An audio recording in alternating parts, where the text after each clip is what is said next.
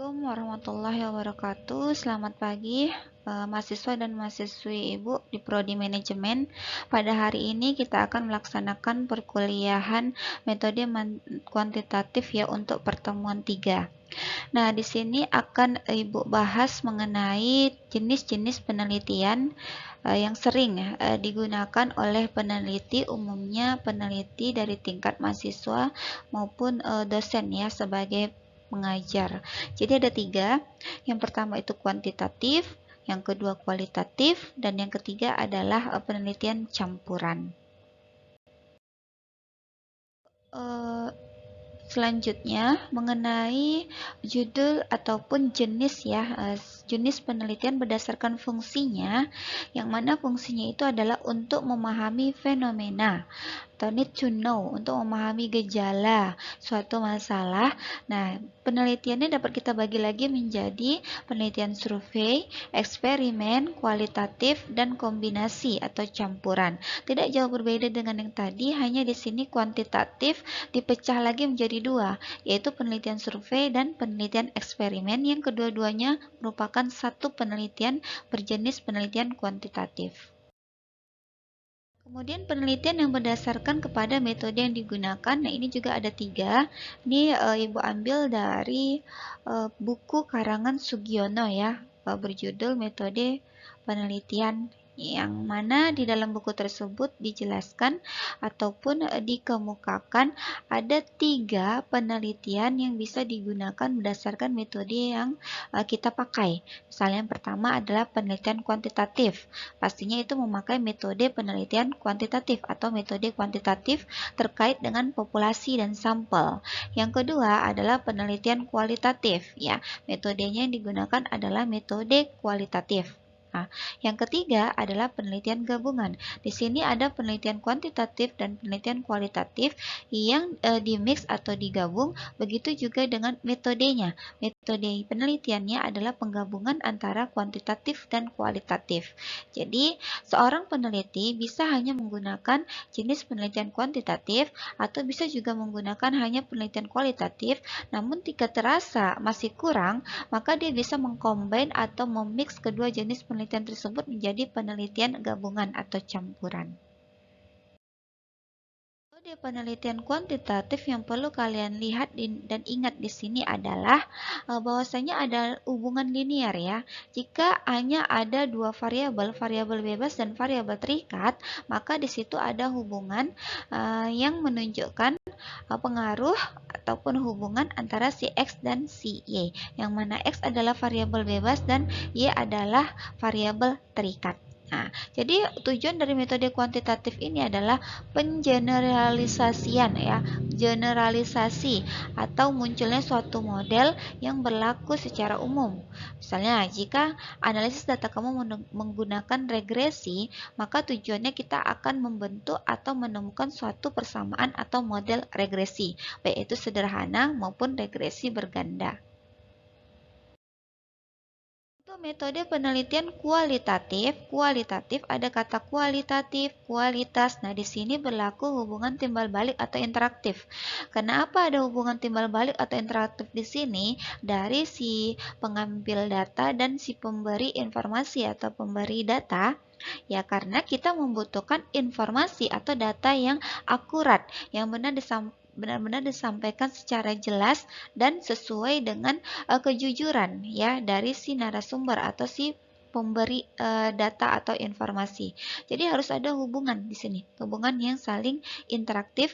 Tidak hanya si peneliti itu memberikan instrumen untuk mengambil data dengan jawaban-jawaban yang sudah disusun ya dalam metode kuantitatif, di sini juga harus dibangun chemistry kalau Ibu katakan ya, untuk menarik si pemberi informasi agar menyampaikan informasi ataupun data yang sebenar-benarnya sehingga peneliti terpenuhi data yang mau dia ambil. Ya, jadi harus pandai-pandai ya antara si peneliti dengan narasumber atau responden yang mau dicari informasinya.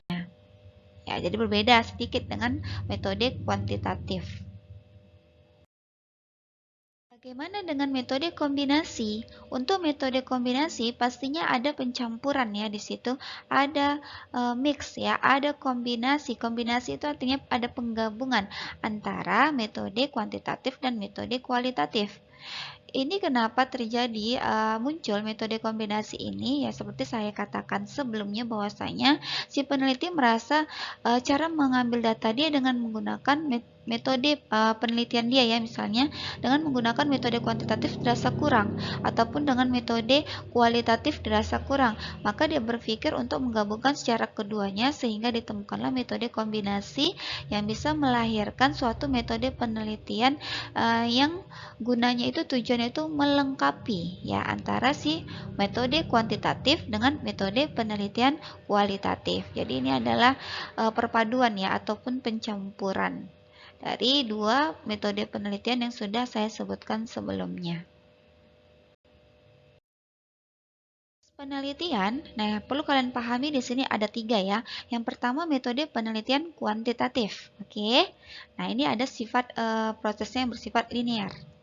Nah seperti Bu sampaikan tadi ada diagram, kemudian ada tanda panah sesuai dengan jumlah variabelnya ya. Kemudian yang kedua, metode penelitian kualitatif. Nah, di sini ada proses penelitian yang bersifat sirkuler, ya, ada interaktif. Ada hubungan yang saling resiprokal ya ataupun interaksi di antara si pengambil data dan pemberi data. Nah, yang ketiga, metode penelitian gabungan. Ini adalah penggabungan antara metode penelitian kuantitatif dan penelitian kualitatif. Bisa jadi penggabungan antara hubungan sirkuler dan hubungan linear atau kebalikannya ya. Artinya perpaduan dari proses penelitian kuantitatif dan proses penelitian kualitatif. Untuk proses penelitian kuantitatif, seperti tadi Bu jelaskan bahwasanya kita mata kuliahnya adalah menjurus ke metode kuantitatif. Nah, maka di situ akan ada hubungan yang diproses ataupun dilakukan secara linear ya.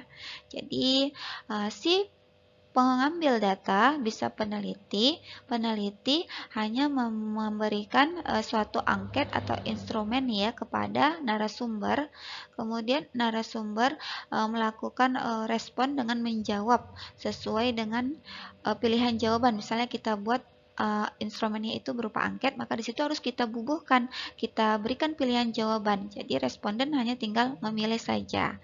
Di situ ada hubungan linear ya.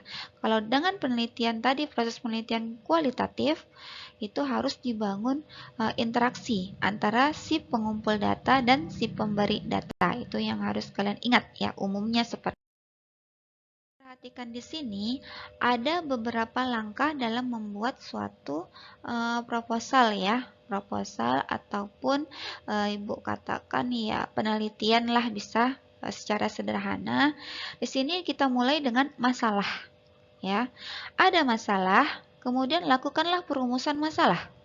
Setelah masalah dirumuskan, bentuklah ataupun susunlah landasan teoritis dengan mencari referensi-referensi berupa buku ataupun jurnal-jurnal ilmiah, baik yang sifatnya nasional maupun internasional. Ya, jadi itu harus kita bangun teorinya. Teori yang bagaimana? Teori itu tidak boleh mengarang.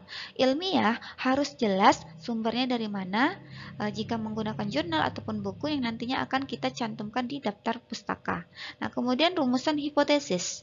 Kita harus merumuskan hipotesis ya, atau dugaan sementara jika itu diperlukan. Untuk kualitatif biasanya kita gunakan hipotesis deskriptif, untuk kuantitatif biasanya kita gunakan hipotesis statistik yang ada hipotesis nolnya, kemudian yang ada hipotesis alternatifnya.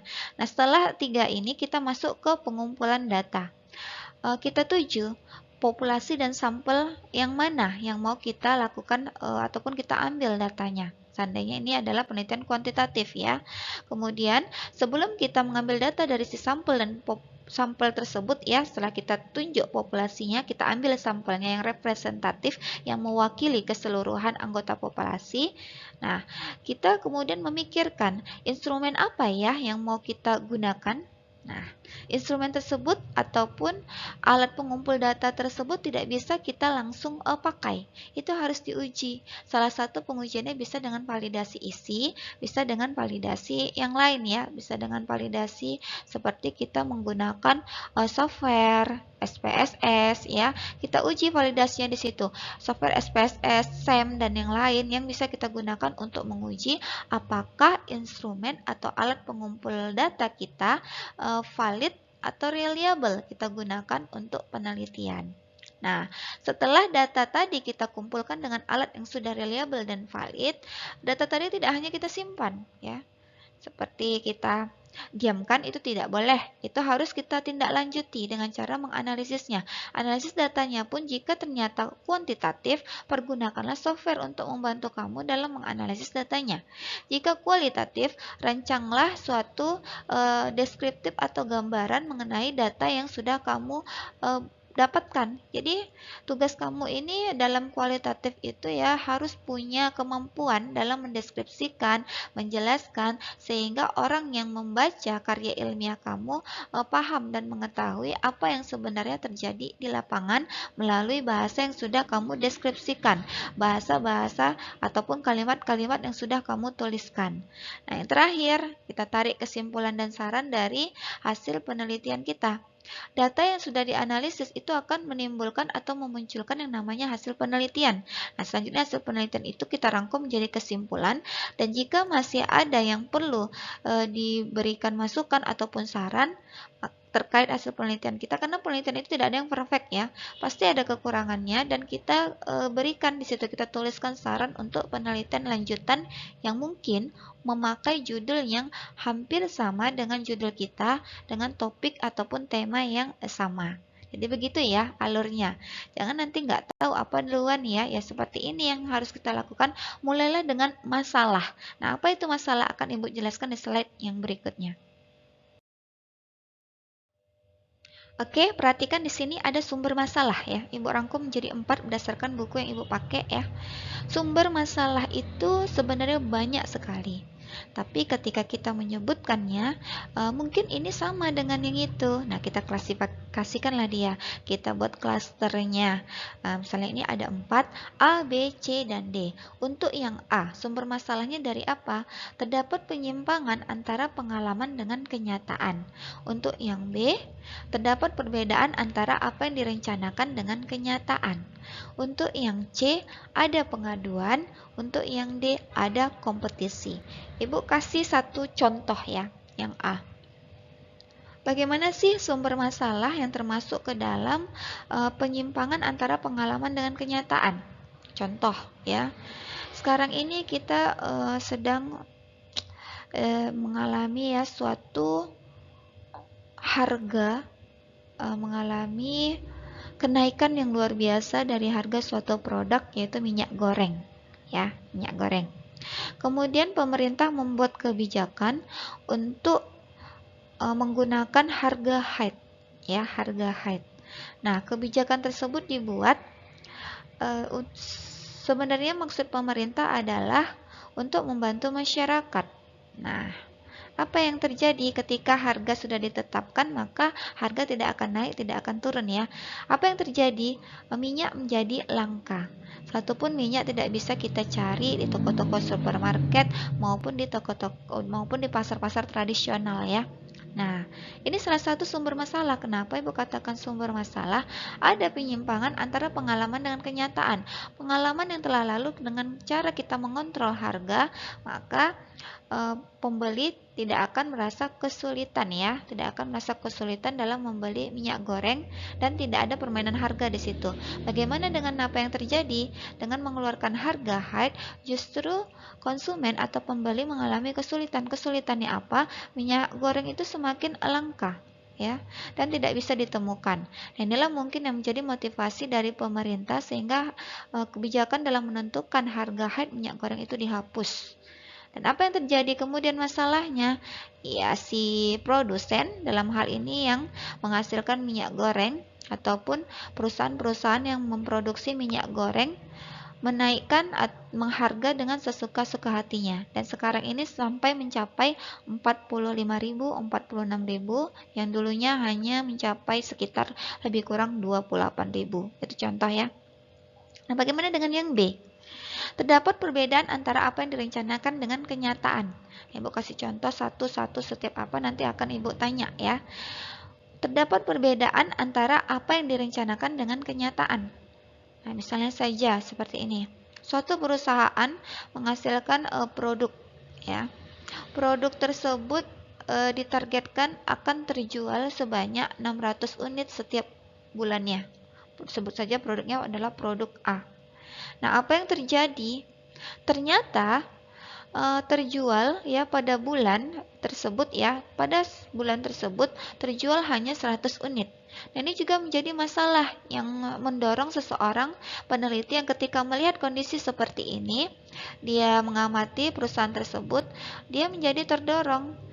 Apa ya sebenarnya yang terjadi? Kenapa yang direncanakan tidak sesuai dengan kenyataan?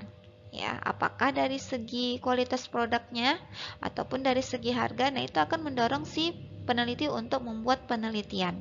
Nah, yang C, ada pengaduan. Misalnya seperti ini. Tetap kita beracu kepada perusahaan ya. Perusahaan menghasilkan suatu produk, sebut saja produknya itu adalah produk Z untuk sabun cuci merek Z ya. Pembeli, ya Ibu katakan di sini konsumen dalam beberapa tahun terakhir tidak ada masalah. Dan memang sesuai dengan yang dikatakan bahwasanya sabun itu mantap ya, ataupun ampuh lah Ibu katakan, ampuh dalam membersihkan pakaian-pakaian kotor sehingga tidak ada noda ataupun kotoran yang tertinggal di baju. Apalagi baju berwarna putih ya. Nah, ternyata pada suatu kesempatan ada terjadi ya ketika sabun ini digunakan tidak menimbulkan ataupun tidak berpengaruh apa-apa terhadap baju yang kita cuci. Baju tersebut tetap meninggalkan noda dan kotoran.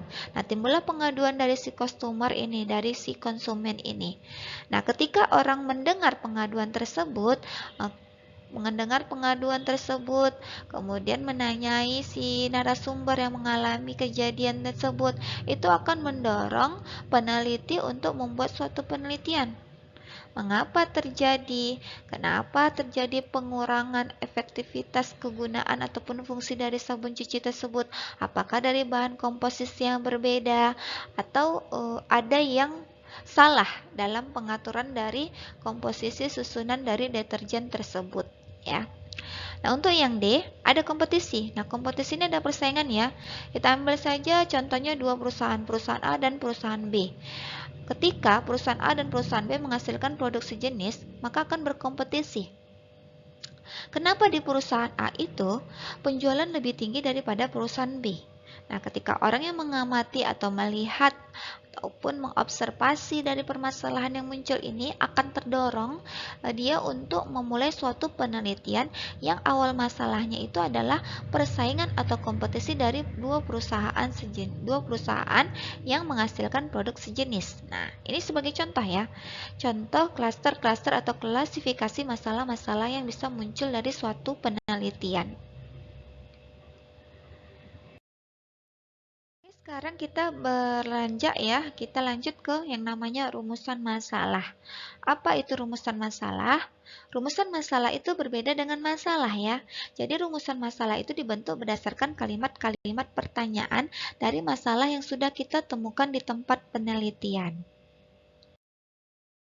Pada yang Ibu jelaskan slide sebelumnya ya, bahwasanya rumusan masalah dan masalah itu berbeda ya. Masalah salah satunya adalah sumbernya kesenjangan antara yang diharapkan dengan yang terjadi.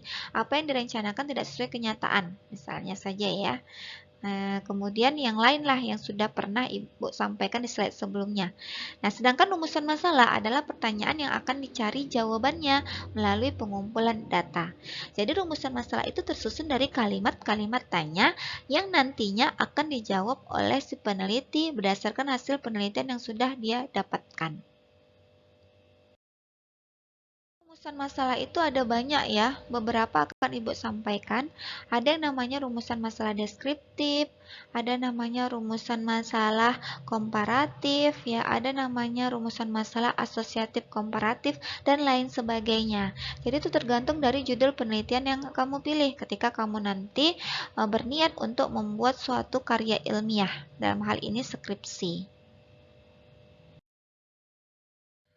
Nah, rumusan masalah itu seperti yang Ibu sampaikan, ada beberapa ya, banyak sih sebenarnya, tapi dirangkum menjadi 5. Rumusan masalah itu 5 jenis. Kalau contohnya banyak, kalian bisa cari nanti dari internet ya, searching-searching, baca jurnal-jurnal penelitian orang, baik internasional maupun nasional. Kalau dasar internasional susah, ya ke nasional dulu. Nah, lihat di situ apa aja sih rumusan masalah yang mereka gunakan. Nah, untuk yang pertama, rumusan masalah deskriptif, bisa lihat contohnya di situ. Menggunakan kata tanya bagaimana. Biasanya, bagaimanakah sikap masyarakat terhadap adanya impor gula yang tanpa dibebani biaya masuk?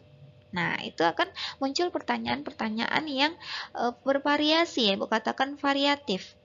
Jadi di sini rumusan masalah deskriptif adalah rumusan masalah yang pertanyaannya itu berupa pertanyaan yang membuka jawaban bagi si penjawab untuk menjawab. Artinya tidak hanya satu jawaban di situ.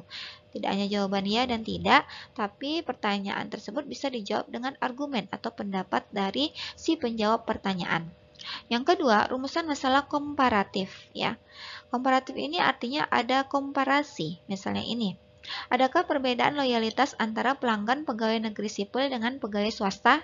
Yang ketiga, rumusan masalah asosiatif. Nah, ini bercabang lagi, dibagi lagi. Bisa jadi dia simetris, hubungan simetris, ya asosiatif itu hubungan. Kemudian kausal, interatif, resiprokal, atau timbal balik. Bisa dilihat di sini rumusan masalah asosiatif ya, hubungan simetris. Adakah hubungan antara banyaknya variasi menu makanan dengan jumlah pengunjung kafe ya? Adakah hubungan antara banyaknya variasi menu makanan dengan jumlah pengunjung kafe? Di sini ada hubungan. Yang bisa kalian lihat di sini hubungannya apa? Variasi menu mau dilihat hubungannya terhadap jumlah pengunjung kafe. Apakah ada hubungannya atau tidak?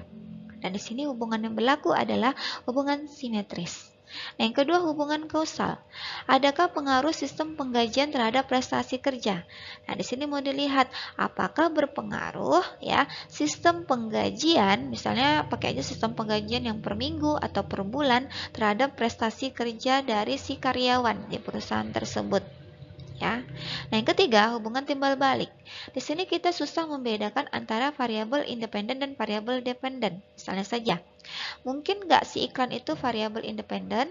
Mungkin kalau kita coba ya dengan pembahasan seperti ini. Iklan, dengan banyaknya iklan, apakah bisa untuk mempengaruhi nilai penjualan jika iklan itu sebagai variabel independen?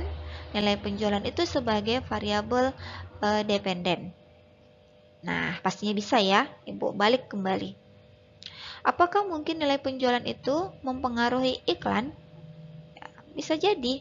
Kalau nilai penjualannya dari suatu produk tinggi, maka dia akan bisa membuat iklan yang lebih bagus lagi, yang lebih luas, ya, yang lebih mahal lagi, sehingga masyarakat bisa tahu ataupun untuk meningkatkan promosi terhadap produk tersebut dengan cara membuat iklan yang besar-besaran. Nah, Ibu katakan ini bisa juga. Jadi di sini ada hubungan timbal balik. Dan kita susah untuk membedakan mana variabel yang mempengaruhi dan mana variabel yang dipengaruhi. Maka di situ terjadi hubungan timbal balik, ya. Lagi yang perlu kalian ketahui, ada rumusan masalah komparatif asosiatif. Ya, contohnya, adakah perbedaan korelasi kualitas pelayanan dengan nilai penjualan antara di toko A dan toko B? Ada dua toko. Ya, hubungannya di sini yang mana letaknya?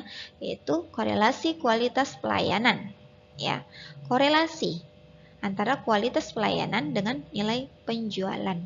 Nah, di situ juga ada asosiatifnya, komparatifnya ada, asosiatifnya ada. Nah, bagaimana dengan rumusan masalah struktural? Nah, di sini biasa berlaku untuk yang sifatnya instansi, ya, hubungan struktur atau struktur hubungan antara variabel yang mempengaruhi kepemimpinan bupati didukung oleh data-data empiris yang terkumpul, ya. Itu untuk yang 5 rumusan masalah yang bisa kalian ingat-ingat nanti dan sesuaikan dengan judul penelitian kalian. Ambil referensi dari judul penelitian yang ada di jurnal-jurnal internasional ataupun jurnal-jurnal nasional. Kemudian coba buatlah sendiri rumusan masalahnya. Rumusan masalah yang bagaimana? Kalau kita metode kuantitatif, boleh nanti kalian mix antara rumusan masalah yang sifatnya kualitatif ya ataupun deskriptif ya dengan yang sifatnya mengarah ke kuantitatif ya. Contohnya tadi terkait dengan komparatif, asosiatif dan lain sebagainya. Nah, kita masuk kepada pembahasan variabel penelitian ya. Untuk pembahasan variabel penelitian. Apa itu variabel penelitian? Ya, apa yang dimaksud dengan variabel penelitian? Nah, itu perlu kalian ketahui ya. Kalau Ibu katakan seperti ini. Misalnya, ya. Harga suatu produk ya di kota A, B, C, D berbeda-beda ya. Harga suatu produknya sama, tapi harganya berbeda-beda tergantung dengan lokasi. Nah, maka itu dikatakan sebagai variasi. Nah, harga produk di situ adalah variabel ya. Jika si harga ini dikaitkan sebagai variabel dependen atau terikat, maka dia ada yang mempengaruhi dan dia sebagai variabel yang dipengaruhi. Nah, seperti itu. Jadi variabel itu adalah nilainya bervariasi atau dalam matematika dulu ada yang namanya variabel peubah bebas. Ada nilai X, ada nilai Y yang kita tidak tahu berapa angkanya yang mau kita masukkan. Y sama dengan 2X seandainya. Y itu bisa jadi nilainya 2 ketika X yang kita masukkan adalah 1. Benar nggak? Kalau persamaannya Y sama dengan 2X. Ibu katakan Y itu bisa nggak jadi 2? Nah, ketika nilai X-nya berapa? Yaitu 1. Y sama dengan 2X. Ibu katakan Y itu bisa jadi 4. Nah, ketika nilai X-nya berapa? Yaitu nilai X-nya sama dengan 2. Begitu. Jadi, bisa bervariasi ya, berubah-ubah. Maka dikatakan dia variabel. Variabel penelitian ya biasa kita jumpai umumnya itu pada penelitian kuantitatif. Ya, lebih umum yang sering kalian dengar ada yang namanya variabel independen, ada yang namanya variabel dependen ya. Independen bebas, kalau dependen itu adalah terikat. Oke ya, di sini kalian harus ingat itu tuh pahami. Itu adalah 2 variabel yang paling umum. Kalian harus tahu membedakan mana variabel dependen, mana variabel independen. Variabel independen adalah variabel bebas, variabel yang sifatnya mempengaruhi. Variabel dependen adalah variabel terikat, variabel yang sifatnya dipengaruhi ya. Jadi umumnya hanya terdapat pada penelitian kuantitatif. Kalau kualitatif biasa itu identiknya dengan subjektif ya. Subjektif ya ataupun ke narasumber.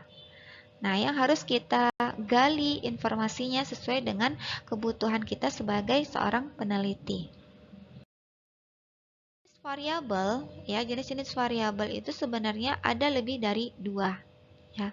Tapi yang Ibu jelaskan di sini lebih fokus ke dependen dan independen karena kaitannya ada di metode kuantitatif. Nah, bagaimana dengan yang 3 lagi? Yang 3 lagi bisa kalian pahami untuk materi yang selanjutnya ya. Akan Ibu sampaikan di slide yang berikutnya. Untuk 2 variabel yang paling atas, independen dan dependen kalian sudah pahami. Untuk 3 yang di bawah itu perlu penjelasan kembali. Ada yang namanya variabel moderator. Ada variabel intervening, ada namanya variabel kontrol ya. Jadi tiga-tiga ini sebenarnya adalah variabel yang muncul ketika variabel dependen dan variabel independen dan variabel dependen mau dilihat hubungannya ya ataupun pengaruhnya. Nah, tiba-tiba muncul nih ada variabel lain yaitu variabel moderator, variabel intervening dan variabel kontrol. Nah, ini akan dibahas ketika penelitian kamu nanti tidak hanya mempunyai 2 variabel.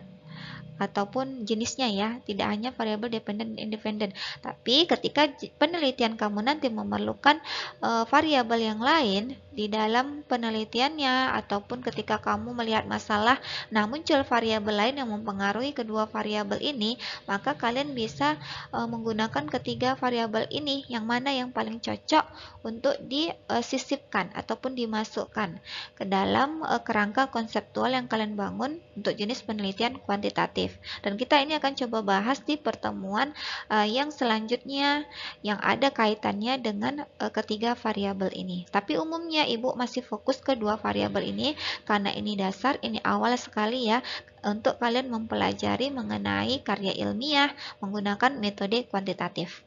Baiklah, sampai di sini dulu penjelasan Ibu untuk materi di pertemuan ketiga ini. Penjelasannya ini ataupun materinya akan Ibu kirim ke e-learning.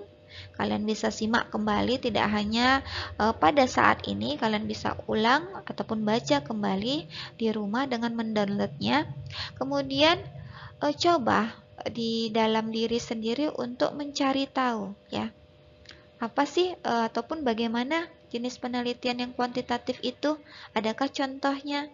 Kemudian jenis penelitian kualitatif, adakah contohnya? Jenis penelitian campuran, apakah ada contohnya? Searching coba di Google, jika kamu belum punya buku, bisa kita belajar dari Google, kita jadikan untuk referensi kita nanti ketika kalian disuruh ataupun ditugaskan membuat suatu penelitian. Oke, sampai di sini dulu pertemuan kita pada hari ini. Ibu akhiri dengan mengucapkan Assalamualaikum, selamat siang.